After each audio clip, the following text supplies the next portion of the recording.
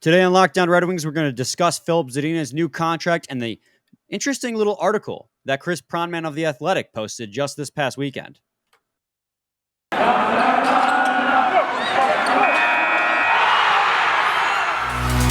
You're Locked On Red Wings, your daily podcast on the Detroit Red Wings, part of the Locked On Podcast Network, your team every day.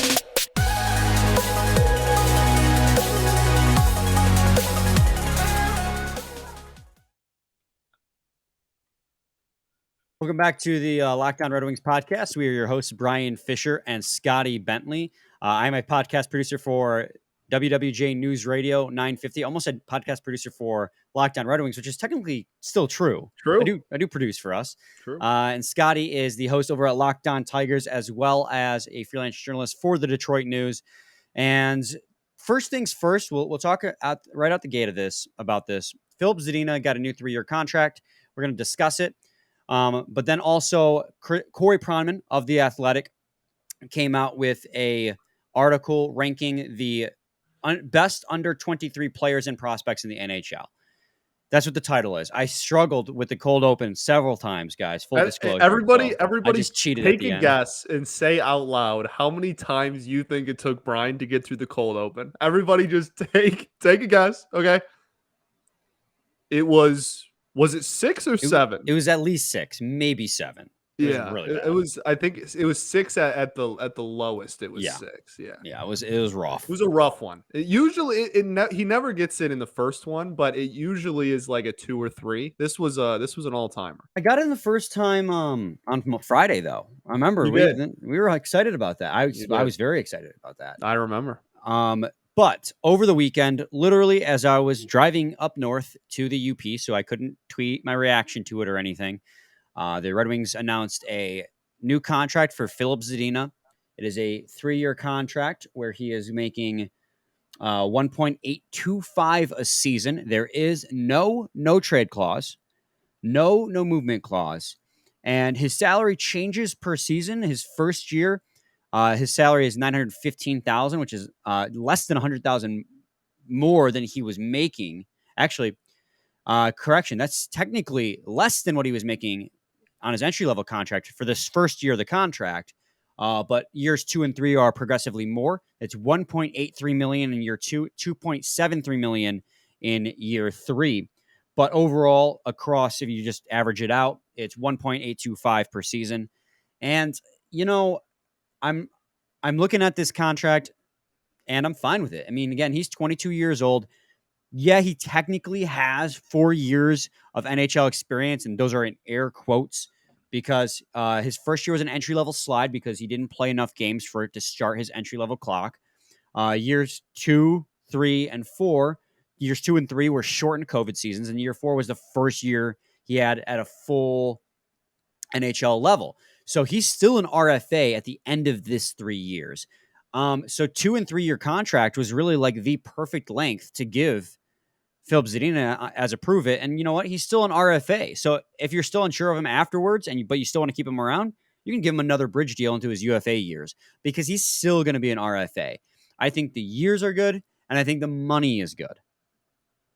Yeah, I mean, this is anything that happens with Filip Zadina is obviously always very big news. I think that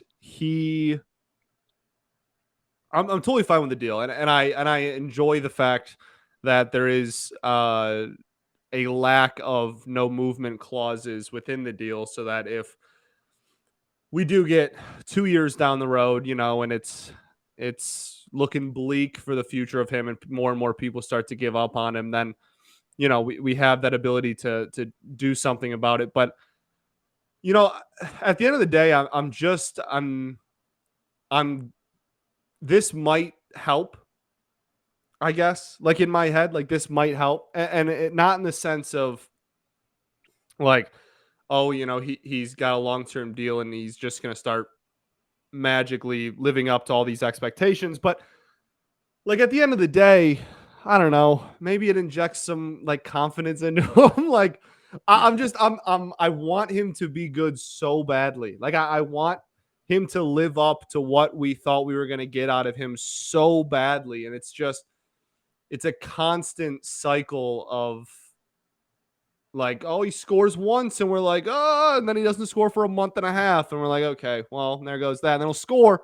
We go, oh no, is it finally happening? And then it doesn't. And it's tiring and it's exhausting. And I'm just hoping that this deal can maybe shine some light on some confidence within him and whatnot. Cause we continue to point to that and did throughout the season. That might be one of the bigger issues going on with him. So maybe a long-term deal kind of helps with that. I don't know. I also might just be grasping at straws, and it might just be like I'm just trying to find any excuse to remain excited about this kid. But I'm pleased that they got a deal done. I like the deal. The details are all fine, and yeah, I'm pumped. Well, and like you said, with this move, the Red Wings have no one left on their roster that needs a new contract as of this season. Obviously, you want to get the extensions of Larkin and Bertuzzi done, but they're still under contract for this year. I do think that the first-year base salary, and this is probably me just looking too far into it. I don't, know the actual details as to why it's a progressive climb. But if I were to take a guess, I would imagine that, this first season at $915,000, which is technically an increase from his third and final year, but a decrease from years 1 and 2 on his entry-level contract. Because year 3, he only made $832,000, but years 1 and 2, he made $925,000. But that was because signing bonuses kind of kicked that up a little bit. It's just a slight increase over year 3 in his entry-level contract, and I think that's a little bit of an indictment on his play. I think that's saying you didn't really earn a big increase, but we're going to give you increases in pay years 2 and 3 because we think that you can become a better player worthy of that. And we've talked on end about Filip Zadina. He's the most polarizing player to talk about. We want to talk about root for radio or root for podcasts, root for numbers. You just talk Filip Zadina. There are 3 players on this roster you talk about if you want a views explosion. It's Filip Zadina. It's the 2 rookies and Zadina. It's Seider, last year's rookies, Raymond, obviously, and Zadina. Those are the 3 players you got to talk about to get views. So when you talk about Zadina, because he's so polarizing, like it's so tough because yes, he has production-wise underperformed what people have wanted him to be up until this point, what even I have wanted him to be up until this point. But he's been playing in a system that hasn't necessarily played to his strengths. He's been playing on a team that hasn't had the depth to play to his strengths. So I feel like this is a very fair contract to give him, where with the base salary raising every single year, the expectation of him raises every single year. With a new system, a new coach, and a deeper team, it's almost like Steve Yzerman is saying, we expect, and he should be saying this, we expect more out of you each consecutive year until this contract expires. And again, he'll still be a restricted free agent at the end of this. He'll be arbitration eligible at the end of this, but he'll be a restricted free agent. So even if he shows up and shows out and has a phenomenal, next 3 years, he's still an RFA. So you still have the cards in your hand, So that's a phenomenal thing to have. Is this guy has the makings of a great NHL player still. And there's no denying that. It's just if he can figure it all out at the NHL level. And I don't think that it's 100% on him. I think he was at the NHL level too early because this team was so desperate for not just like butts in the seat, but just talent on the ice that I think it kind of screwed his development up. Unfortunately, Jeff Blashill, who was regarded as a development wizard, it felt like every player that he was supposed to develop didn't really develop to the level we expected him to. So it's just, I think it's been one thing over another that I am still willing to give. I'm willing to give Filip Zadina till the end of this contract to see what he's really got. Because again, he's only 22. 22. It takes some players 5 years to really break out in the NHL. Yeah, and I can promise you this fan base is not giving him till the end of the deal. I can promise you that. I get the frustration. I really do. No, for sure. And I'm not saying you're wrong in that assessment either. I think that I would I'm probably in a similar boat, unless he's just terrible. You know what I mean? Like if it's 0 steps forward the first 2 years, then like I'm not going to expect any big step forward in year 3. But I think people are already like tired of predicting the breakout year with him. I think we're all pretty much at a point where it's like, okay, I think everybody still believes there's something in there that can still be a really good NHL player, but everybody is also in the, okay, you have to show me at this point. It's a see it to believe it kind of an assessment at this point with him, and 3-year deals that aren't very expensive. Like this is the right decision, is Yes. what I'm trying to get at. This is the right move. This is, Well, you can bail on him and move him by the end over this contract if you're not pleased with it. But he's still very young. You're giving him the opportunity to still prove himself, and just where the team is at. This is the least amount of pressure Filip Zadina has ever had in his entire, maybe professional career, to be good. yeah. Like maybe in his entire life, maybe his entire hockey career since, like, he started playing like peewees at like age 8. Like this is maybe the least amount of pressure he's ever had on him, like on the ice, to be like the dude and go out there and really perform, that he has ever had, because the team is at the NHL level. This is the best NHL team he's ever been on. So I think that it's a good situation for him. If he ever was going to flourish, this is the time. But very much still a see it to believe it kind of a thing.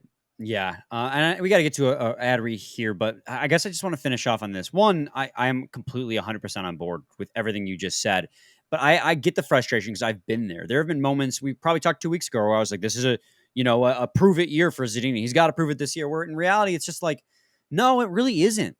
It's just, and this is me going back and forth because he's so polarizing that I'm just myself. Like, he's a bust. He's really good. I mean, he has the tools. He's just got to utilize it. But more so than ever before, I think, and like you were saying, I think he's in a position to succeed. And I'm with a 3-year contract, I'm willing to wait it out to see, because at the end of that, he's only 25. He'll only be 25. I mean, there's still so much time left in his career for him to become an NHL player. And when we come back, we'll talk about Corey Pronman of The Athletic and his article ranking the best NHL players and prospects under 23. But first, we got a message from NHTSA. Are you one of those people who thinks it's okay to drive stoned? What's the worst that can happen? You end up driving below the speed limit? It's no big deal, right? Wrong. The truth is your reaction times slow way down when you're high. You not only put yourself in danger, but everyone around you. Talk about a buzzkill. Stop kidding yourself. It's not okay to drive high. If you've been using marijuana in any form, do not get behind the wheel. If you feel different, you drive different. Drive high, get a DUI. Segment 2, Locked On Red Wings podcast. Let's move on, Scotty, now to, unless you done with the Filip Zadina thing? I think so, man. I think I'm good. I just I want to, yeah, like it was. I think it's the right thing to do. I think Contract is good. yes. I think that it's the right amount of money. It's the right length. I think it would have been foolish to, value wise, to trade him right now. You wouldn't have gotten anything that would have really justified giving up on him this early. I think this is the exact right thing to do. So yeah. Yeah, so with that being said, we'll move on to Corey Pronman of The Athletic and his article talking about the ranking the best NHL players and prospects under 23.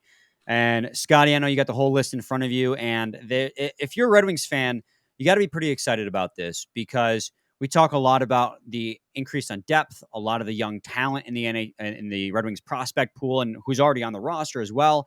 And if you just read this article by Corey Pronman, there's a lot to be excited for, not just for this season coming up, but just the years coming. Yeah, absolutely.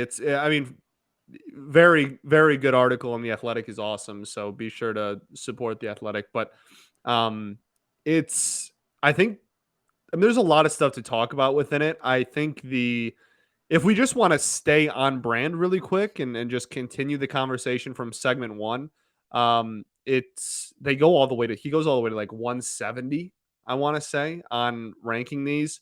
Filip Zadina comes in at 80. So on this 23 and under, top 170, right, players and prospects, Zadina is currently ranked at 80. I think that's too. There's something to be said about that too, is the fact that he has been with the Red Wings, on the Red Wings roster in some capacity for 4 seasons, and he can still be listed in the under 23, rankings, along with the likes of your rookies, Moritz Seider, Lucas Raymond, and Simon Edmondson. I cannot emphasize enough how young Filip Zadina is. Like when you talk about him, that you have to emphasize he's so young still.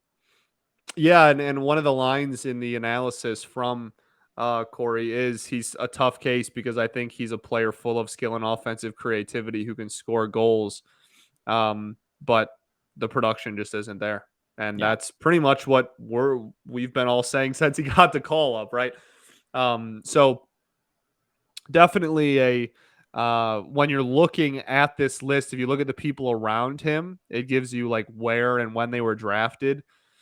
And at 78, you have Cam York from Philly, drafted 14th overall in 2019. Braden Schneider from the Rangers, drafted 19th in 2020. Then you have Zadina, who was a 6th overall pick in 2018. And then like 81, you have who? Nathan Goucher from Anaheim is 82. I mean, that's like 22nd overall. Like you just are once you get into that range, you're seeing a lot of players, right, that are like, oh, they were drafted in the teens, 20s range. And then you have like Zadina, who was just outside the top 5. So it's very much I don't know. He's just so polarizing, like you said. I go back and forth on him all the time, and I don't want to read the entire analysis and the entire article or anything because I want people to support the Athletic. But like one of the lines at the very end even says, "I see him being a second line winger, but I'm not ruling out him ending up being better too." And that's just kind of like where we're all at. We're like, who knows? Yeah. Could be anything still. No, yeah, it's completely. I think the consensus on Filip Zadina is he has the potential to be so much more than what he's showing right now. It's just whether or not you have the patience to wait it out and see what he can become.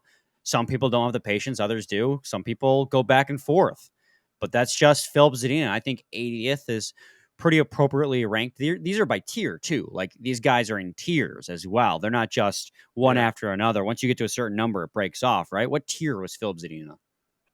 Zadina was in I believe he was in the bubble. It's like mixed in with the names of the players, so it's kind of hard to like find exactly. But I believe he was in the tier of like bubble top line NHL players. So, like potential to be bubble top line NHL players. So, But there there you go. were, He's middle of the lineup player currently or starting goaltender. There you go.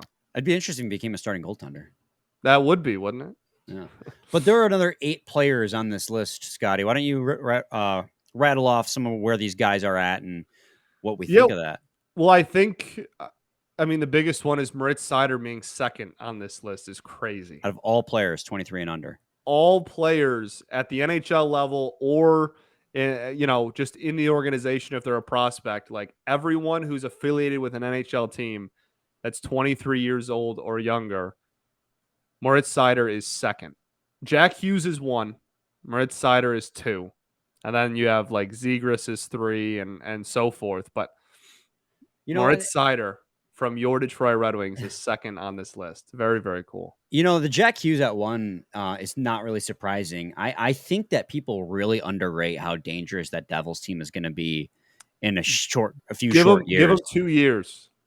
I think, and we'll talk about this probably on Friday's episode because we have something lined up for Wednesday's episode already. But Corey Pronman also came out with the best pipelines for each team, which teams had the best pipelines. And I'm pretty sure the Devils were ranked number 1, maybe 3. Yeah, they were really high up there, yeah. And so they were right up there because they have such an impressive collection of young talent. Give them 2 years, man. That's a really good, exciting young team. And Jack Hughes is right there with them. Like he finally started to show his stuff this past season. He's been getting better his first 2 seasons with the Devils, but this year he had over a point per game, 56 points, 49 games played. I believe there were some injury issues there, which is why he didn't play all 82. But when he did play, he was phenomenal. And so Jack Hughes, I mean, to be listed right after a guy who is, looked at to be the best young player, 23 or under, Moritz Seider is getting a lot of credit after just 1 year in the NHL. And that's the reoccurring theme I've noticed with a lot of the guys on this list, Scotty, that we haven't gotten to yet, is how high the Red Wings players are with how little experience they have at professional levels. I mean, go ahead and list off where Lucas Raymond is, compared to his contemporaries. Right. So that's the I think this is the most fascinating conversation of this entire list, and it's Lucas Raymond is 9. If we look at the 2020 draft, number 8, Tim Stutzla. Number 9, Lucas Raymond. Number 10, Alexis Lafreniere. And then Byfield is somewhere in the mid-20s, I believe. So Yeah. you have all of those dudes are in the top 25, the top 4 picks in that honestly pretty polarizing 2020 draft, because that was obviously for us because we fell out of the top 3 with like the worst NHL team I've ever seen in my life. And then it was a 3-man draft, and like Lafreniere was built up to be this like huge talent. And Laffy is 10 and Raymond is 9 now, 2 years at post draft, and Stutzla is 8 ahead of everybody. Byfield has had some injuries early on, and LA's got their own stuff going on, so it kind of makes sense that he's a little lower down. I still really like that kid, but it's fascinating that those 3 all happen to line up literally right next to each other. And Raymond being ahead of the person that went number 1 overall is pretty exciting. Yeah. So the thing with that is Lafreniere was obviously taken number 1 overall, no duh, but he's got 2 years of NHL experience, and in both years, he's really failed to break out. He had 19 goals and 12 assists for 31 points this past year with the very good New York Rangers. So you think that would help him produce more? Meanwhile, in his first year in the NHL, Lucas Raymond posted over 50 points and over 20 goals with the Detroit Red Wings on a much worse Red Wings team. So I think for Red Wings fans, that is an incredibly vindicating thing to see, because we all know how we feel about getting screwed in the 2019 draft lottery, or 2020 rather, draft lottery, where we didn't get the first overall pick, where everyone was hyping up Lafreniere, to then fall to 4 and get arguably the best player so far in that top 4. Now, when you're talking about Stutzla, there's definitely an argument on who's better. And it's a close argument, but I honestly cannot disagree with the ranking of putting Stutzla above Lucas Raymond at the moment for 2 reasons. One, Tim Stutzla has 1 more year of NHL experience than Lucas Raymond. Now, granted, when Tim Stutzla had his rookie season, he only put up 29 points in 53 games played, whereas Lucas Raymond put up 50-something. But if you look at this year compared to this year, they both put up almost the same goddamn numbers. Yep. You had Lucas Raymond had 57 points and Stutzla had 58 points. Raymond had 23 goals and Stutzla had 22 goals. Like, they were within a point, goal, and assist of each other the entire season long. But the reason why I give Stutzla the edge is, 1, he has that extra season of NHL experience. 2, I do think as of this moment, he is better defensively than Lucas Raymond. Lucas Raymond kind of, as the season went on, other teams caught on to how he played, and I think not just his production, but his defensive zone impact was impacted by that. But I'm not saying that Tim Stutzla is the bona fide better player than Lucas Raymond, but I think given the fact that Stutzla has more experience thus far, that of course he probably is ranked above. Now, both of them deserve to be ranked above Alexis Lafreniere, because both of them are heavily outperforming Lafreniere on much worse teams. Yeah, I mean, I'll be honest. If Lafreniere was exactly him, but he was drafted 8th, like, he would be, I don't think he'd be even in this top 10 conversation. Yeah. Not that he's been horrific at the NHL level, but he certainly hasn't lived up to what was placed on him so far. So, and, still very young, and the same old spiel we give with a lot of these dudes. There's still plenty of opportunity for him to turn into that player that everyone thought he was going to be. But I mean, it's just fascinating that they all ended up right next to each other. And honestly, I mean, there's an argument that makes Raymond better than Stutzla. I honestly, I would agree with you. I would put Tim ahead of Raymond, but I think the argument that you gave almost makes me think that leans in the favor of Raymond, because he did more than him in his rookie year, and You know what I mean? Like, and Yeah. did what he did in his rookie year about what Stutzla did in his second year. Like, Yeah, I I feel hear you. like that is almost an argument for Raymond in the same breath too. So regardless, they're all very close, and they're always gonna be linked together. Those top four are just because it was such a polarizing draft. Those four are always gonna be linked together, and it's just interesting to see them on this list all right next to each other like that. Yeah, it's great. I'm so excited. I mean, the fact that you have both Raymond and Sider in the top 10 is phenomenal. Awesome. But there's a few other players that are listed as well. Was Simon Everson was what 32? What tier was that? That's what I want to know because you said the top 5 was like bona fide star tier, right? Yeah, top five was like borderline elite NHL already. Love that for more And Sider. Moritz Seider was 2 on that in that tier. Um, yeah, Edvinson was 32, which is the tiers are like not out there in the open for everything. Um, top of the line player or top starting goaltender, which obviously he is not. So potential to be top of the lineup player is where he falls into that, which I think is pretty That's fair. accurate given what we've seen about him and stuff. It's you can't just pin superstar potential on everybody, but I mean, you could. well, that you mean you look stupid, but I guess you could, yeah. I'm used to that. So Looking superstar stupid? potential. Yeah. Oh, okay. Yeah, go for it, man. So no, it's I really like him around there. Like he's around like Cole Caulfield is right around him. I think that's a good kind of Jamie Drysdale. I think that's a good kind of conversation for him to be in is with those guys. And it's just I'm so excited for this team's future, and I'm so excited for this team's now. You know what I mean? Like Yeah. it's just we haven't really been in a situation where we are excited about this upcoming season at the NHL level while still being really excited about the future of the team. Like that's a really fascinating and unique place to be in for a fandom of any team in any sport. So I'm very pumped, and yeah, Edvinson at 32 with some of those guys around him. Very high praise from the Athletic, obviously. Yeah, it's cool. And I mean, just to knock out where the rest of the Red Wings lie, I guess. So you Yeah. got Marco Kasper at 67, Elmer Soderblom at 96, Joe Veleno 122, Jonathan Bergeron at 151, and then Sebastian Kosa at 165. I don't have qualms with where any of those players are ranked. Marco Kasper, I mean, a lot of people not think, but are wondering if that maybe was a little bit of a reach by Steve Eisman. Worked out last time. But with I think We'll see. Bergen and Kosa are probably where people are like, are they underrating these players or should we be So concerned? So for what it's worth, Wallstedt is like in the 50s. Yeah.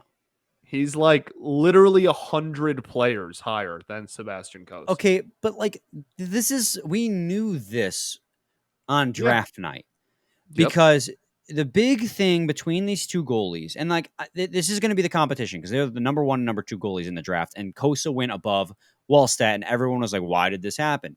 Everyone knew that Wallstedt was the more NHL ready goaltender now and the more well rounded goaltender now, but Kosa has an edge on things that Wallstedt just physically will not have. Kosa has better athleticism and he has size, and that's something you can't teach. And so Kosa was drafted at 15 as a long-term project. That's why you made the trade for Nedeljkovic. That's why you made the trade for Ville Husso. So when you see Kosa at 165, you shouldn't be like, oh my God, it picks a bust. Like, No, yes, for I sure. know he played one game at World Juniors. I know that. But I'm not worried about a goalie because almost every single goalie you draft is a long-term project. And two, like he still has an incredible amount of talent. Like he's not so. The reason why they signed Husso and Nedeljkovic to extensions were because they're not expecting Kosa to be here for another 3 to 4 years. He's not the goaltender for now. He's the goaltender for the future. Right. It's really difficult to rank in a 23 and under list. It's really difficult to put goalies in there because so many goalies don't turn into what they're going to be until well after they're 23, right? Like he might not even be in the NHL at 23. Like Yeah. seriously, like there's it cannot be stressed how much time there is still between today and when Sebastian Cossa will be in a winged wheel. Absolutely. I couldn't agree more. Now, with the Berggren thing, though, and I know we got to wrap it up here quickly. Some people are like, oh, they're underrating him. He broke the rookie record for the Griffins. I don't really think that's an underrate. He had a great year with the Grand Rapids Griffins, but I think when you're looking at his trajectory, based on where his contemporaries were and where he was taken in the draft, I mean, he's got contemporaries in the NHL already, and he's still playing at the Grand Rapids level. Of course, there's the argument that he could have finished the season with the Red Wings last season, especially with the injuries that the Red Wings had, and Steve Yzerman elected to leave Berggren down at the AHL level because he didn't see the need to do that to him. But I just think that Berggren, with the tools that he has, I don't think that's necessarily a bad ranking. He's not at 151, and the ranking is once you get to the bottom of the list that these guys suck. I mean, these are the best players under 23. So the fact that he's on this list at all means that he's an NHL caliber talent. So I don't want Red Wings fans to look at Veleno at 122, Soderblom at 96, Berggren at 151, and Cossa at 165 and going, this is underrated. They're still on the list for the best under 23 players and prospects. That's still incredible. You're not going to have 8 dudes that are all like going to be 50 first liners. Yeah. Like, that's just not how it works. So yeah, I agree with you. Yeah. I mean, just the fact that these guys are on the list is a great sign. It's a good thing to have. So I don't know, that's where I finish my rant. Yeah. Anything else, buddy? I think that's it. I think that's it too. Make sure you check out more of Cord Pronman's stuff and subscribe to The Athletic because he and Max do phenomenal jobs covering both the NHL and Red Wings, respectively. And make sure you check on Locked On NHL. They make them your second listen. Locked On experts give you a daily 30-minute podcast on all things NHL all year long. Stay up to date on everything in the hockey world. Locked On NHL, your daily 30-minute NHL podcast. We will be back Wednesday. I won't say tomorrow. I haven't really decided yet when I'm putting this episode up. It might be a Monday evening. It might be Tuesday at midnight. It goes up when it goes up, but it's going to be one of those. But we'll be back on Wednesday. We have a crossover slated with Locked On Senators. So I'll give you a little bit of probably the most heated race outside of the top 3 in the Atlantic Division. So stay tuned for that. Scotty, any final thoughts, man? We ball, baby. All right, that's it. We'll be back same time, same place. It's your team every day. Every day.